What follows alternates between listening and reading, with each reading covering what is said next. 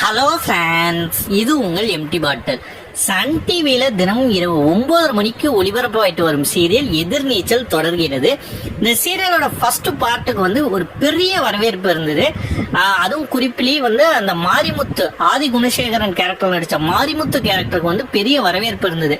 அவர் இறந்த பின் அதுக்கு character change பண்ணாங்க. அதுக்கப்புறம் சடனா அந்த சீரியலையும் முடிச்சிட்டாங்க. திரும்ப எப்ப வருவீங்க அப்படிங்கிற ஒரு ஆன்டிசிபேஷன் ரசிகர்கள் மத்தியில இருந்ததுனால எதிர்நீச்சல் தொடர்கிறது அப்படிங்கிற பார்ட் 2 எடுக்க ஆரம்பிச்சாங்க. ஹீரோயின் கேரக்டர் மட்டும்தான் சேஞ்ச் ஆயிருந்தது. மீதி எல்லாம் அதே கேரக்டர்ஸோடய அவங்க அந்த சீரியலை எடுத்துட்டு இருக்காங்க. இந்த சீரியலுக்கு அப்பப்போ வரவேற்பும் இருக்கு, அட் த சேம் டைம் வரவேற்பு குறைவாகவும் இருக்கு.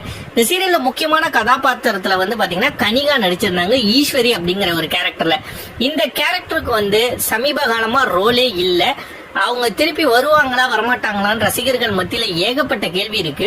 இப்ப ரீசெண்டா ஒரு ரூமர்ஸ் பாத்தீங்கன்னா கனிகாவை ரீப்ளேஸ் பண்ணி தேவயானே அந்த கேரக்டர் நடிக்க வர போறதா ஒரு நியூஸ் இருக்கு. பட் இது உறுதியான தகவல் கிடையாது. தேவயானி அவங்க கிட்ட பேசினதாகவும் அவங்க இன்னும் தெளிவான ஒரு பதில் சொல்லாததாகவும் சொல்லப்படுது.